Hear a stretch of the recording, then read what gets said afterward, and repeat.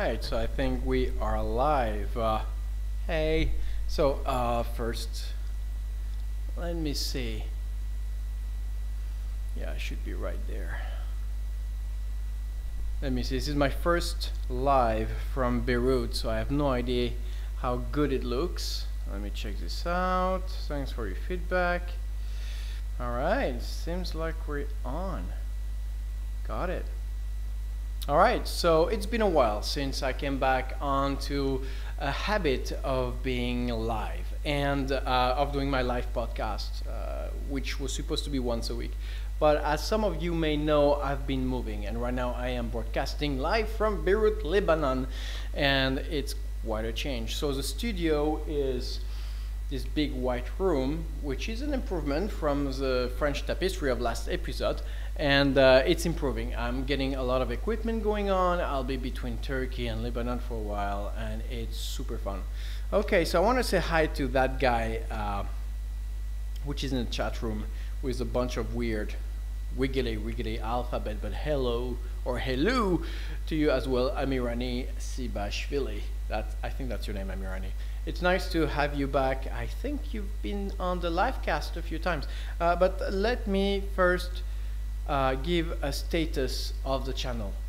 Last week I averaged 2,000 subscribers, which is quite an impressive number for me, and a little bit surreal, again, as usual. And I want to thank every single one of you for joining my little channel and that little experience. By the way, Hamirani, can you hear me well? You're gonna be my my cobaye, if you will. Can you, is my voice streamed correctly? You'll let me know during the stream. So yeah, first broadcast from here, 2,000 subscribers, check. But first and foremost, I want to thank a few people who's been helping me setting back the channel in good edu form. So first I want to thank Diane. Diane, you know who you are, and yes, Matronche is right there here for you. Secondly, she's been through hell with me, patiently getting me to sign forms lately so I can show you more stuff. I want to thank Paul Astley, I think. Dude, you're awesome. Your passion, everything, you're great. I want to thank Rami from ASRock, and yeah, for sending me that motherboard that I'll be reviewing shortly as soon as I have more lights going on around here. Okay, so other than that, I want to, as usual, thank Osgor, Zulflu, Leah, and all the team. Now, one thing I want to talk about after this all weird introduction, it's about crypto mining, and that's what the broadcast is about. So I've been crypto mining for some time now, and it is important to address a couple of things. First, I am installing a green farm, solar panels, so I can green mine some crypto, and so a green crypto mining, I don't know how you call that. And I'm very excited about this. I've been spending quite a lot of money and time on it, and I'll do an episode about this. But what's really important is that I've been expanding operations, and I'm operating something like about 50 cards by now. And it's quite challenging seeing the current value of what's going on right now. There's a value of Ethereum and Bitcoin has been free falling. We went from $1,200 to about 400 bucks, and that's, you know, a bit scary in a way, but well understood as well. Let me see how many people we have. 3 watchers. Hi guys, I don't know who the 2 others are, but hi. And crypto mining is becoming more and more expensive and less profitable, which is a good thing in a way, because it puts under curbs the difficulty of the hashing. So if you have less people mining, obviously it'll be less difficult for the remaining miners to solve and to get rewarded. So that's good. If you look at the Ethereum hash difficulty, it's been dropping at, you know, previous months, like resetting the difficulty at 5 weeks back. If you look at our Zcash, it's also going, you know, somewhat dropping as well. So that's good stuff. But on the long run, we've seen, you know, a drop of about 70% value on all the big cryptos. So that's a little bit concerning, and I hope it'll it start picking back, and I think we've seen that today. I think Ethereum just went above $400 for the first time in a week. So yeah, maybe a good time to buy. But again, I don't want to give advices because money is not cheap for anyone. I don't know how much money you have in your pocket to throw away. But I would definitely, if you were going to invest in anything, I'd definitely go in Ripple, for example, Ethereum as usual, or Zcash. Those are the safe value. I want to say hi to Sousan Ali. It's nice, Alil. Now there's an L. All right. It's nice to have you back on the channel, and it's always nice for you to drop by. One of the very rare girls we have on the channel, so it's nice to have a little bit of gender balance. I think that we're at 99.7% male for 0.3% female. Yeah, gender balance. Almost there, almost there. So that's the thing about crypto mining. Things are changing. Please note that for the very first time, we're going to have ASIC, I think I say it right, ASIC miners for Ethereum hitting the market in the next week. And that's specialized miners, not video cards, who's been manufactured in China. And that's big news for Ethereum because it was supposedly ASIC resistant, meaning that only amateurs like us, you and I, could mine this with day-to-day video cards, but that's about to change. We're going to see big farms coming with ASIC miners, which cost no more than $800, consume about 800 watts, and should be able to produce something like 190 mega hash, which is equivalent of at least 9 video cards, 9 1080s. Sema Samar, oh my god, why do I know that name? Hey Sema, what's up, how are you? We have 3 watching and we have 2 girls and 1 guy? Dude, that's all about my face. That's because I'm looking good, am I not? And so, yeah, so once ASIC miners hit the market, it's gonna be trouble for all of us, meaning that difficulty of Ethereum will go right up there, just like Bitcoin did. And on the bright side, value might rise as well exponentially. So yeah, that's some scare I'm looking at, meaning that we might not be able to mine Ethereum anymore and drop the ice age just as Bitcoin did. Hey, who is that?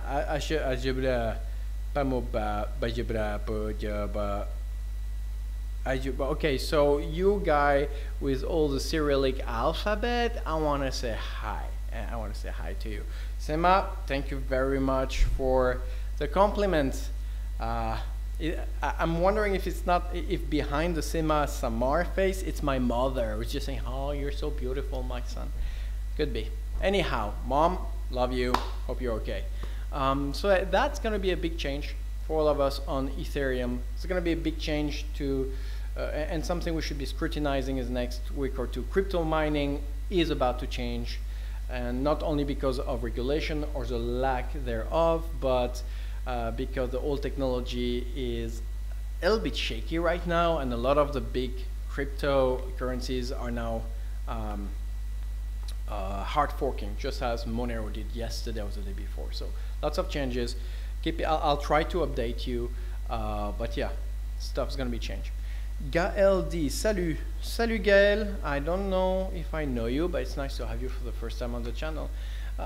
Well, okay, so if you have any questions other than crypto mining or including crypto mining, you can go ahead and I'll try to answer them. But one thing also I want to bring your attention to while I wait for questions is the fact that I'm going to be receiving a lot of new computers, and I'm going to do a lot of custom water cooling systems, including the new generation of NVIDIA video cards, which I'm extremely excited about, not only regarding video gaming performance, but also crypto mining wise. Okay, so I don't know how you say your name in Latin, but will it cause price raise of cryptos? What do you think? Yes, it will. ASIC miners will undoubtedly increase and inflate Ethereum prices. And I really think that for some time, we're going to go from $400 in Ether to $1,200 and $1,500. It'll bubble up, and then it'll probably burst again in the middle of August, possibly September, and then it will take some time all the way to November, December to recover. Usually, you can see that crypto, unless there's like a major banking crisis, cryptos, or the main cryptos, usually gain momentum and value at the end of every year.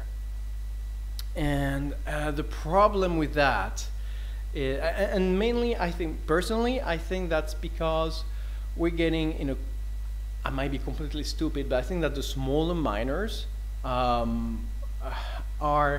on a safer spot, because there's not going to be new GPUs released, for one. And secondly, because, well, it's a cooler weather, so you just have to open the window. It's cheaper to mine. You open your windows, and when it's -5 degrees Celsius out there, or even 0 degrees Celsius, you don't have to put AC or fans. It'll save a solid 15 and 20% in operating a farm or a small farm. So I think that makes it easier to mine. More people, more exchange, more value.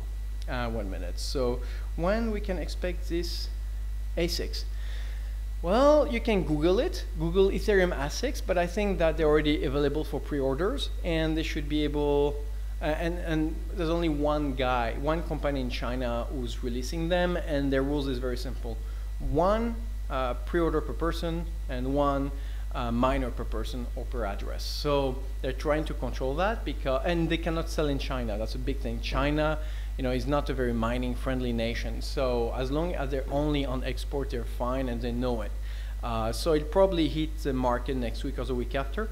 I think that it's going to take some time to see massive amounts of them, but there'll be big farms who's going to find a way to get 10, 20, 100 of them, and then that's when you're going to see the difficulty of Ethereum going super high, and the price as well. Gail, yeah, I remember you, man. I hope everything is fine. I hope your RAM, if I remember well, you had a problem in RAM. I hope that got solved, or if you changed your RAM model, and I hope that worked out for you. Any miners? Do we have any people doing crypto mining? I know Taslim is, and hello Taslim. Always nice to have you. I know Taslim is mining heavily and even exchanging, but anybody who's actually playing with video cards?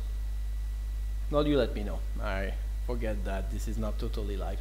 Okay, so like I said, I'm going to be receiving a lot of new computers in the next 2 weeks. I'm going to receive, I hope I'm going to be able to preview with you the new generation of video cards from NVIDIA, and especially the 1170. The 1180 will be probably the first one with the Founders Edition to hit the market by July, but I know that 1170s are already in circulation with some selected reviewers, and yeah, in time I hope that we can talk a little bit more about it. At least if I have authorization to talk about it and show it to you, then I will do that. Yeah, Taslim, I know, but I know, Taslim, you're on your way to millions. I have no doubt about this. What else do we have in the chat room? Anybody has any questions for me? Any topic you want to address? Well, okay, until something comes up, I want to share something with you.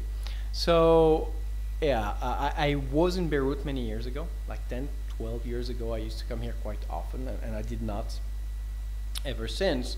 And man, this place has changed a lot in a way, but still remains the same. So here's I speak English, French, Arabic, Armenian, what have you. But most importantly, they speak honking.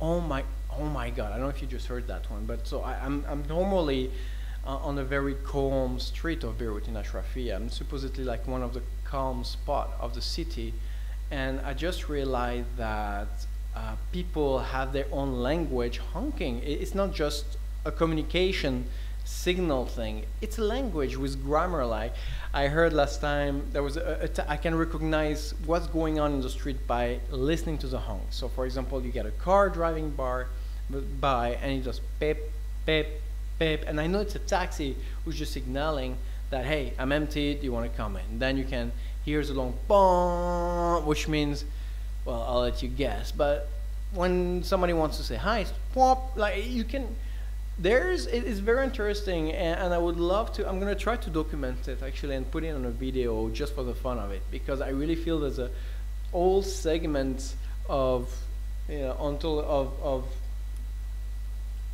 language being developed right here in Beirut with their big fancy cars. All right. Yeah, what's your name? Because really, I'm really not bad. I'm not really not good in Cyrillic. So, is it Alexander or something like that? About new GPU generation, we can expect these reviews in the next 2 weeks. You know, I don't think so. I think that we're gonna have to be able to. We're gonna be able to review them starting June. So probably 6 or 7 weeks from now. Oh, Armenia, that's what it is. All right, okay. Okay, I didn't know. And what's your name in Latin? Anyhow, for the video cards, it's probably going to take a little bit more than that. I'll say 6 to 7 weeks before we receive what is reviewing worthy in a way, and the authorization to show those, like, you know, the NDA and stuff like that. But it's gonna take some time. And frankly talking, I wouldn't expect too much in a way, because those video cards are rumored to be mining resistant as well, meaning that for some reason, I mean, in a way, NVIDIA wants to protect its gaming community, which, you know, I'm all for, and I really think it's great. It's a great initiative. And what they're gonna do is probably lock the video card so that you cannot use it for crypto mining, at least for the first 6 months of its release or 3 months of its release. One, for, you know, to protect the video card, especially when you have a new one, to make sure it's not going to burn it right away if there is like some default and defect, and then they're under like crazy guarantee terms. But also to avoid this big inflation of prices and deflation of stock and stuff like that. And it's not good either for the crypto mining community, because as ASIC miners can, you know, impact the feasibility of mining operations and the difficulty of the hashing. When you have new generations of video card, it does exactly that, meaning that you go on very efficient video cards, and every generation doesn't increase by 10 or 20%. Usually new video cards bring in 200 or 300% of performance gain per watt.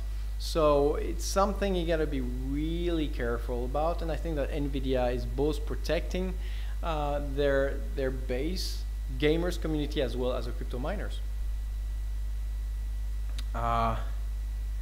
Right, okay, so the Maximus 9 code, thank you for reminding me. Yes, I've requested the Maximus 9 code, or at least the 10 code, not the 9.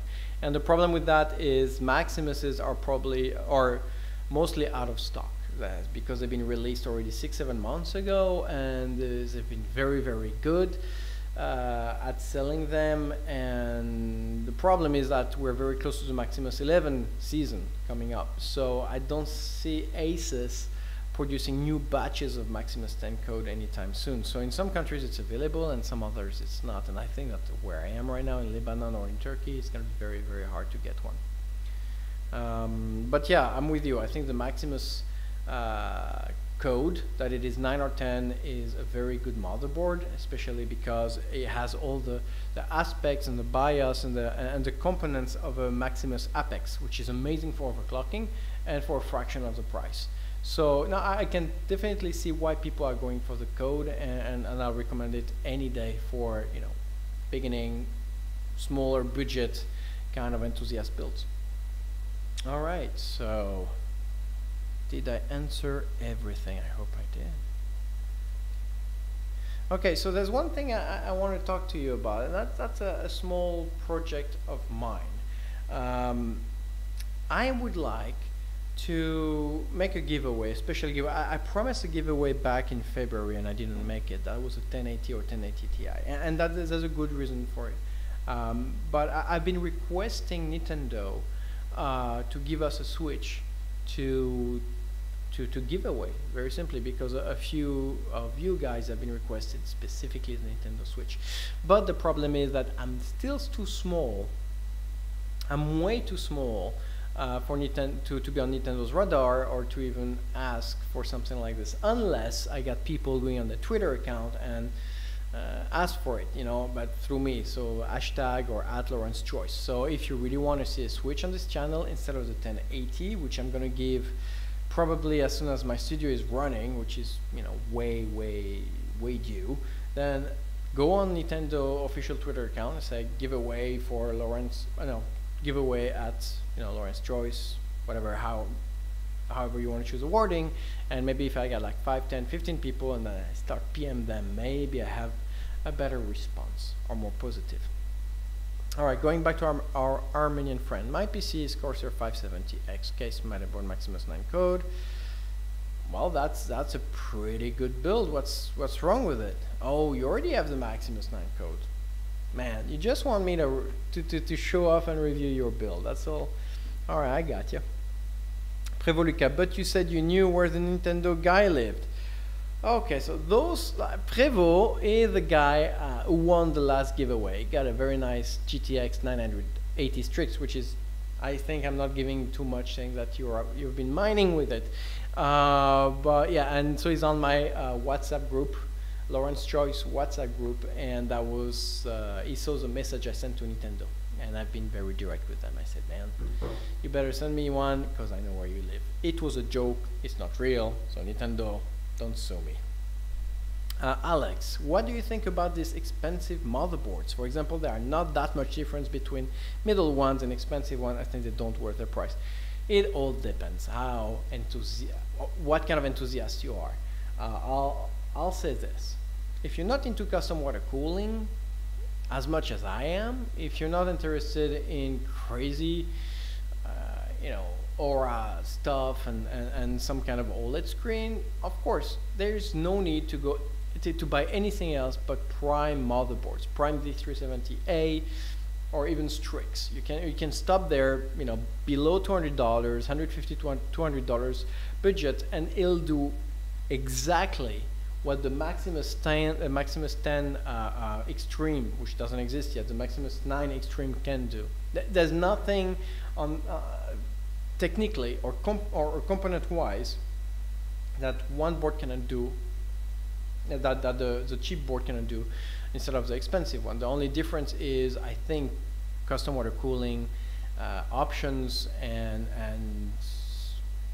visuals and aesthetics and all that. And remember, when you go on the premium motherboards, like I said in my different reviews, when you go for the real expensive stuff, always keep in mind that you are paying for new technology. So you're going to get, for example, in the Rampage 6, if I remember well, for the X299 version of it, the Rampage 6 had options that I had never seen in any other motherboards.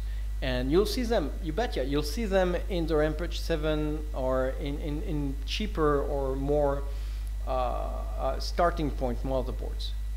But if you want to have it in the Rampage 6 generation, you're going to go directly to the Extreme. You're going to pay $600, and you have those, for example, those hidden OLED screen, or the ability to tweak the RAM with solid soldered buttons, or to put on and off PCIe Express slots, stuff like that. Those are things that is really for hardcore enthusiasts who are building crazy machines with 3 different video cards, and not mining, because mining does not require this kind of stuff. A single slot PCIe will do the trick. You put a PCIe eraser, you don't need to use a 16 slot, right?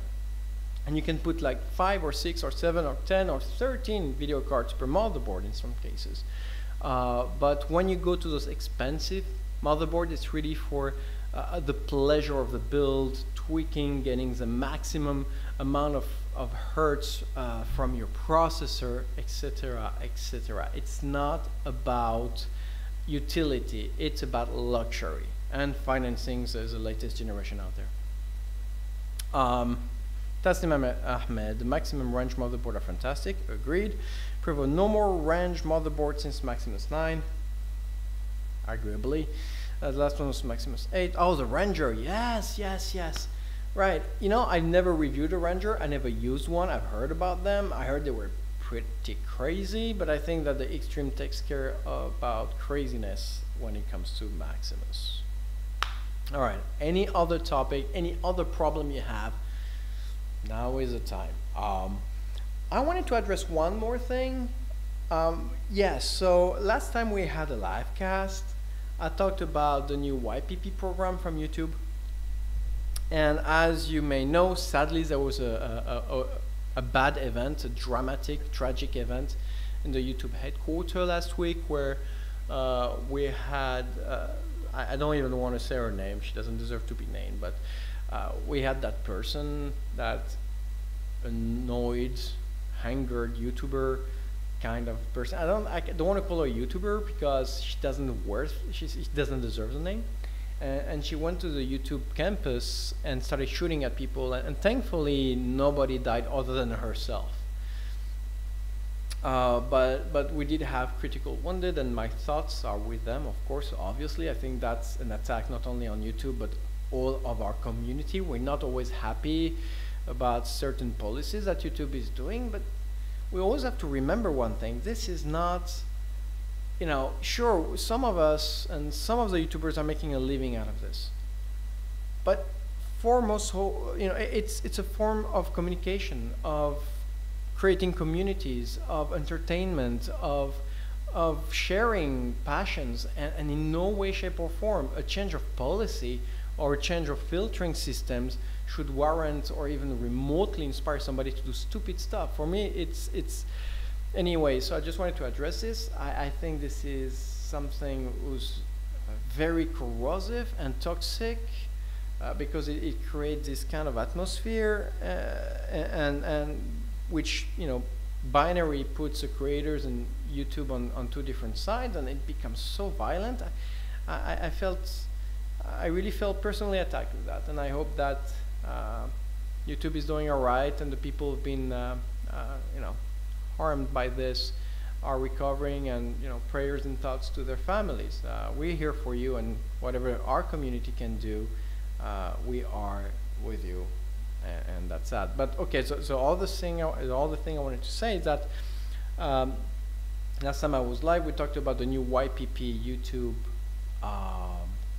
contract or partnership, meaning that you needed to have 4,000 hours viewed in the past 12 months and at least 1,000 subscribers in order to stay monetized. So obviously my channel is still monetized. I'm very happy about that. And I didn't know what to expect after March, after the 1st of March. And one thing I saw is definitely an increase of income, maybe somewhat. So I guess that's because we have less people monetized. And also saw an increase of viewership and subscription. But I don't know if it is because of my content or because people are simply not posting as much when they're not being monetized. But I really hope that YouTube will reconsider and open monetization at the lower level. I understand that the principle behind it of protecting the community and all that, but I think that if they brought it down to 500 subscribers, for example, and keep the 4,000 hours a year, it's easy enough to reach, even for a small channel. But if you can bring it down instead of 1,000 subscribers to 500 subscribers, I think this will answer a lot of the answers and questions we have in the community. All right, so quite a lot of things from between Alex, Prevo, and Taslim. So now the equivalent is a euro, I guess. Taslim, yes. Intel 8700K or AMD Ryzen Plus. Now that is a question. In no way, shape, or form would I go for 8700K now. I have both the 7700, I have both the 6700K, the 7700K, and the 8700K. So only one worth its money right now is probably the 7700K because it decreased in cost and because it performs just as good as price-wise a good Ryzen 5. Now, I think that I would not break any hearts saying that we might want to stop buying processors right now and wait for October. This is when new Ryzen processors will be released and new Threadripper processors will be released, and we will know the first leak will be online, we'll know what the 9700K will look like, and that's very important because since the 2200 and 2400G came out, the AMD Ryzen 3 and Ryzen 5, which their graphic, the APU and the Vega cores included in the processor came out, I think gloves are off. There is no good reason for this technology to not go beyond. The new processors, the new 2400, the 2400G processors can produce video game quality just as good as a 1030 video card without a dedicated RAM and without a dedicated GPU. And that's where we should be going now. I think that if we can get, I don't know, 2700G instead of 2700X, and I think that AMD is doing this on purpose. They're calling the 2700X, 2800X, their core count without APU, and when they'll come with more video game friendly processors, those processors will be called 2700G and 2800G, and I think those processors will come with probably anywhere between 16 and 24 Vega counts, and those are the processors you want to look for, because one, they're not, they're not crypto mining friendly yet, and secondly, I think those processors will be the greatest evolution in video gaming we had for the past 5 years. We will be able to have games or processors which will give us video game quality as if you had a 1050 or 1060 dedicated or discrete GPU running on your system. For the, I don't know what price is going to be, probably $200 or $300, but it'll save you electricity. It will save you $500 or $600 or $700 in video cards expenses. Only downplay to that's probably the RAM, because it's probably going to keep putting pressure on RAM stock and on their prices. So, but that's the only downfall. So, if you want to buy any processor, don't go on 8700K. I beg of you, go back to 7700K and save yourself some money and get a Z270 motherboard, if you can still find them, and you'll have 80% of the performances for a fraction of the cost, and wait another year. I beg of you. I think this is the right move. Thank you, Taslim, for the nice word. I appreciate that. Prevoluca, have you heard about the ROG rumors? According to the rumors, ROG will become NVIDIA exclusive. I doubt it. I don't see how that would be possible. You mean like ROG motherboard cannot be NVIDIA exclusive, specifically when NVIDIA, Intel, and AMD are now all working together on the next generation of Intel/APU processor. It doesn't make sense. For one. Secondly, I think that what might happen, and that's already the case, for example, monitors, ROG monitors have this NVIDIA logo, the G-Sync thing, and you might think this is exclusive to NVIDIA. It's not. That's simply because AMD has the same system of FreeSync, but only GPU wise. They can sync every frame on any monitor and the video card without having this little G-Sync chip on the monitor, which usually costs $50 or $100 more.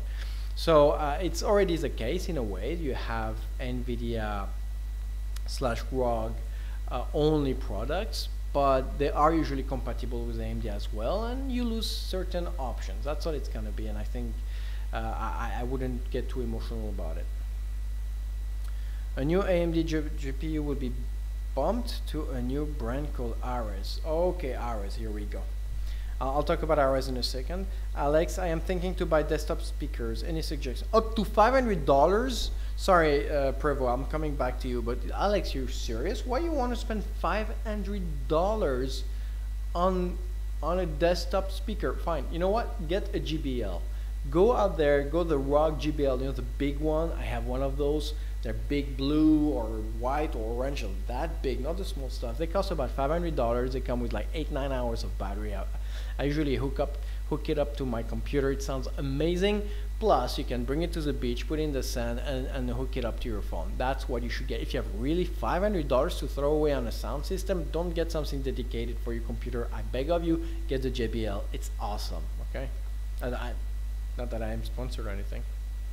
Um, you know, Prevo, I think you might have more information than I do. I hate to say, but I'll say this. I don't see why ROG would do anything different that it's been doing in the past few years. It's just a very amazingly successful brand. Talking about Ares, I think that what's going on with AMD is that they've met, in everything they've been doing in the past 18 months, they had an obscene amount of success. AMD has been kicking butts in everything it's done, that it is motherboard, video cards, processors, APUs, etc., etc. Even server-wise, they've been just great at what they've been doing, and the amount of success is crazy. I mean, they took head front Intel and Nvidia and left rubbles behind them, and now they're trying to consolidate this with their new product and lineup of motherboards, video cards and processors. But they're also trying to create more specialized items, right? And that's what we saw with the 2400G. And I think that Ares is going to be that kind of product, meaning that we're always going to have the Radeon. It's a brand that's been around, what, for 20 years? I don't think they're going to lose it. But Ares is going to be very specific minded. It's going to be either something, I think, more in the beginning level, for smaller gamers, and again non-crypto miners. You know, like something who's gonna be able to give you more for your buck than you can actually get, that you can currently get. But I don't know how far that's gonna go. I really don't.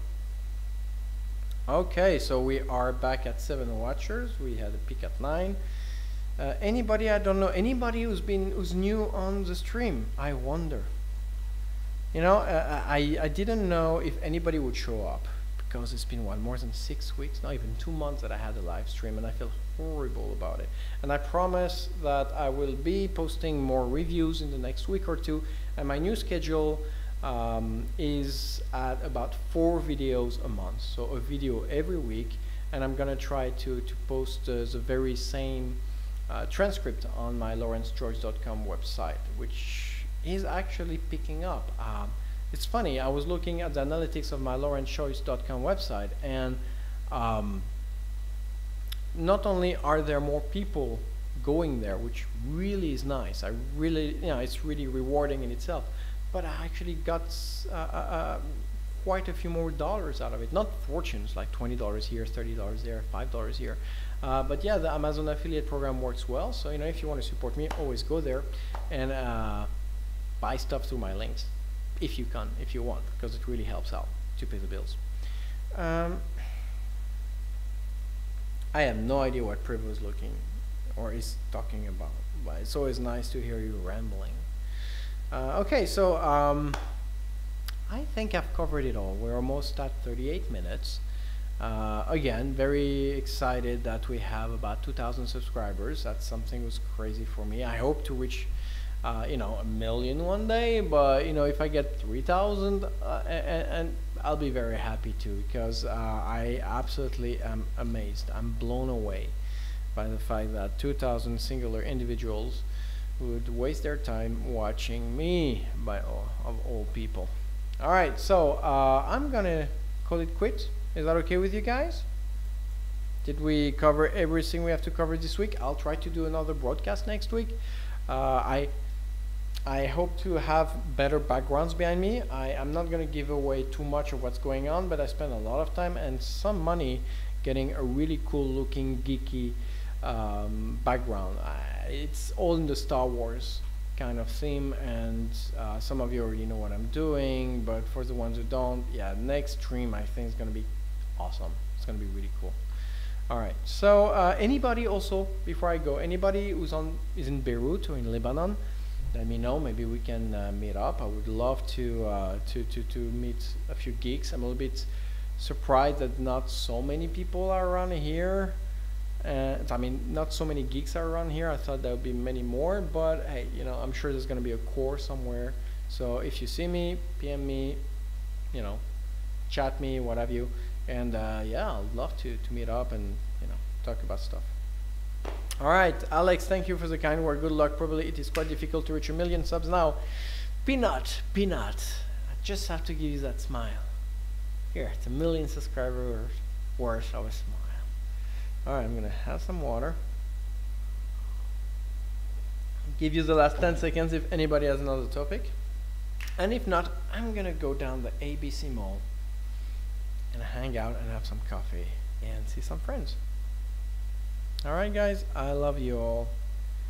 I still don't know how to stop a stream without clicking everywhere, and I'm so sorry about that. I love you all, and I'll see you next time.